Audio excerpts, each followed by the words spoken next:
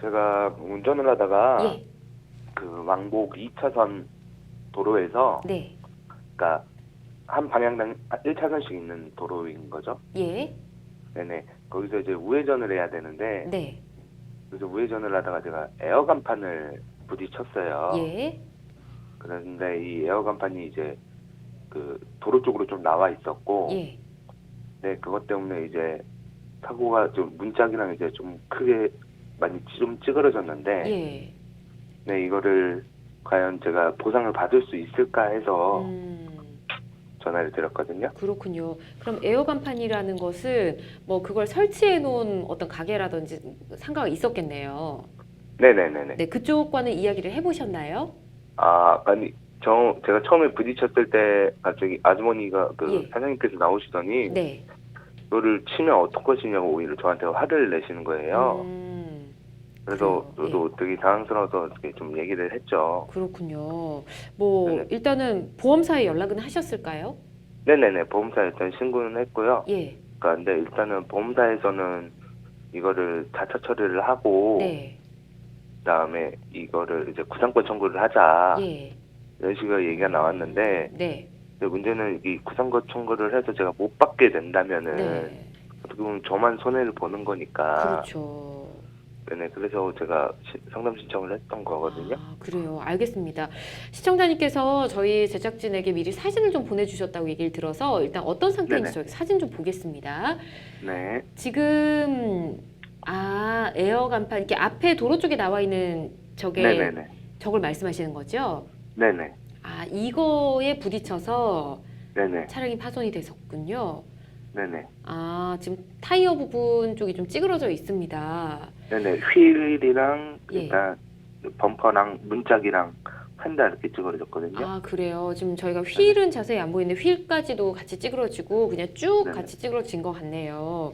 네네. 알겠습니다. 지금 에어 간판 밟아서 좀 사고가 발생을 했는데 일단 이인원 네. 변호사님 사진 함께 보셨거든요. 어떻게 네네. 보시는지 한번 이야기 나눠보시죠. 네, 안녕하세요. 네. 이인환 변호사입니다.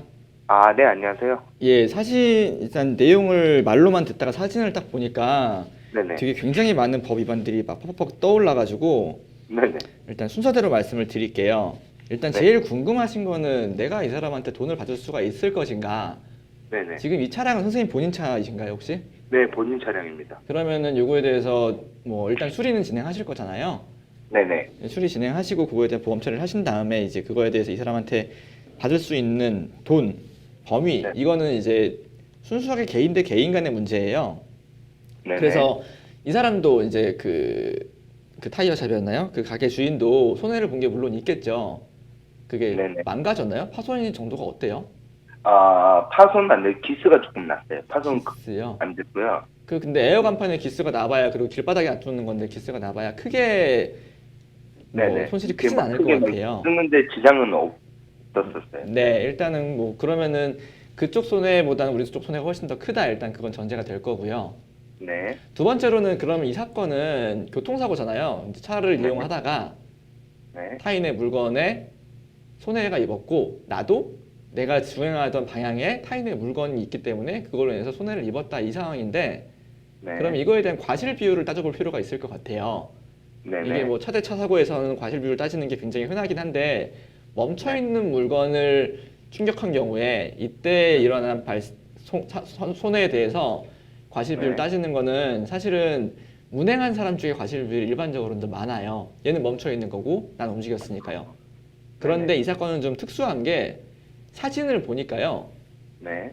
도로 위에 타이어가 통통통통 4개가 올라가 있고 그 뒤에 네. 안 보이는 쪽에 말씀하셨던 그 네네. 에어 간판이 있었고, 그 안 보이는 쪽도 코너에 있었던 거잖아요. 네네네. 일반적으로는 그 코너에 아무것도 없다라고 전제를 하고 운전을 하는 것이고, 네. 거기 뭐가 있으면 오히려 이상한 건데, 네. 지금 좀 문제가 되는 게 이 사람이 이게 잘 보이도록 표시를 한 것도 아니고, 무엇보다 여기는 지금 이 사람 사유지가 아니라 도로예요. 네네. 그렇잖아요. 지금 도로 위에다가 타이어를 올려놓은 것도 문제인데, 아마 자기가 주차 공간으로 쓰려고 올려놓은 것 같은데 그것도 문제고, 그 간판까지도 자기는 자기 그 영업 공간을 침해하고 싶지 않고 공용으로 차들이 다녀야 되는 공간을 지금 마음대로 점유를 하고 있는 거예요. 네. 지금 이런 점들을 비춰보면 이거는 과실상계를 할 때 있어서 과실 비율 정할 때 있어서 네. 아까 말씀을 드렸던 것처럼 뭐 차가 이렇게 진행을 하다가 누가 좌회전하자 우회전하냐 이거보다도 네. 놓으면 안 되는 곳에 놓았다라는 거에 대한 불법 행위로 인한 과실 비율은 상당히 많이 올라갈 거예요. 그래서 네네. 일반적으로는 멈춰 있는 물건을 내가 충격을 하면 나한테 과실이 100이지만 이 상황에서는 5대5 혹은 5대5보다 상대방 쪽 과실이 더 많은 방식으로 과실 비율은 산정이 될 겁니다. 아. 근데 지금 원하시는 거는 지금 나는 네가 이렇게 놨기 때문에 전혀 예측도 못했고 상상도 못했기 때문에 모든 손해를 당신이 지금 나한테 갚아줘야 해라는 생각을 하실 거예요. 그게 당연한 거고. 근데 법정까지 가시면요, 그게 그대로 인용될 가능성은 낮습니다. 아. 법원에서는 어쨌든지 간에 사람이 상상할 수 없는 정도의 노력을 다하면 이게 인지할 수 있는 거 아니야 라는 식으로 이야기를 해요. 아주 극단적으로 지금 뭐 과속 방지 도로 가운데 가드레일이 있는데 거기를 튀어 넘어와서 뭐가 나를 쳤다 이런 경우가 아니고서는 네. 껌껌한 바닥에 코너에 낮은 내가 시야에 안 들어오는 물건이 있었어도 그거는 어찌됐든 인지할 수 있는 가능성은 있다라고 봐서 선생님의 과실 비율을 인정할 수밖에 없게 돼요. 그래서 그 부분은 조금 억울하시긴 하겠지만 일단은 나한테 조금 불리한 부분이다. 이렇게 네. 일단 말씀을 드릴 수밖에 없습니다. 아, 근데 제가 알아보기로는 또 에어 간판이라는 것 자체가 일단 불법적인 걸로 좀 알고 있거든요. 네. 그 에어박 간판을 설치하는 것 자체가 위법이라고 얘기를 하시더라고요, 보험사에서. 네. 네. 그래서 제가 이제 무슨 말씀을 드릴 거냐면요. 보험사 그리고 민사소송을 통해서 받으실 수 있는 돈 250만 원 중에 한 뭐 150만 원 정도 요 정도로 들어가실 건데 이거를 위해서 소송도 하시고 지급명령도 하시고 굉장히 절차도 복잡한데 결국에는 손해만 나실 거예요.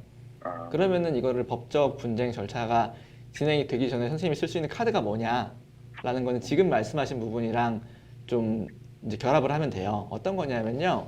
지금 이 네. 에어 간판도 도로에 있는 것도 불법인데 네. 에어 간판 자체가 지금 그 표시 광고에 관한 법률 규정이 또 있어요. 네. 거기에 에어 간판을 쓸 수 있는 경우들이 나와 있고 못 쓰는 경우들이 나와 있는데 이렇게 네. 도로 위에 올려놓는 경우는 명백한 불법이에요. 네. 그래서 지금 에어 간판 사용한 것도 불법이고 두 번째로는 도로 위에다가 지금 타이어 4개를 적치를 해놨는데 네. 지금 사진을 보니까 되게 상습적으로 이렇게 하실 것 같아요.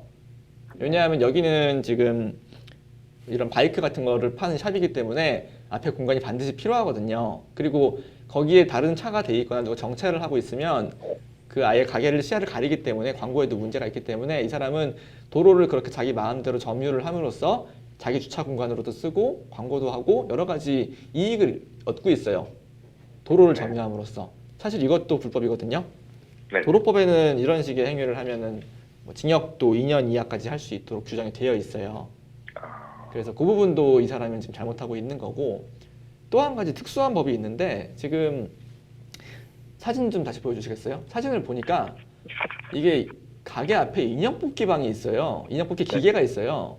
네. 사실은 인형 뽑기 기계는 2대까지는 외부에 놓을 수 있긴 한데요. 네. 이게 건물 안에 설치를 해야 됩니다. 근데 건물 바뀌죠. 그리고 네. 이 기계를 끌어오는 거는 아마 이 바이크 샵일 거예요. 이 기계 전원 끌어오는 거는. 네, 맞습니다. 그러면은 바이크샵에서 이걸 운영하고 있다고 봐야 되는데 이 바이크샵은 어쨌든 불법으로 또 인형 뽑기 기계도 운영하고 있는 게 되는 거거든요. 네, 네. 길가에 있는 인형 뽑기 기계도 불법이기 때문에 이것도 사실은 신고를 하시게 되면 굉장히 강한 처벌이 나오는 사안이에요. 그래서 이런 거 저런 거 지금 아까 제가 말씀드렸던 다양한 법 위반들이 발견이 되기 때문에 네. 이런 것들을 이제 뭐 협상의 카드로 사용하시는 것도 가능은 해요.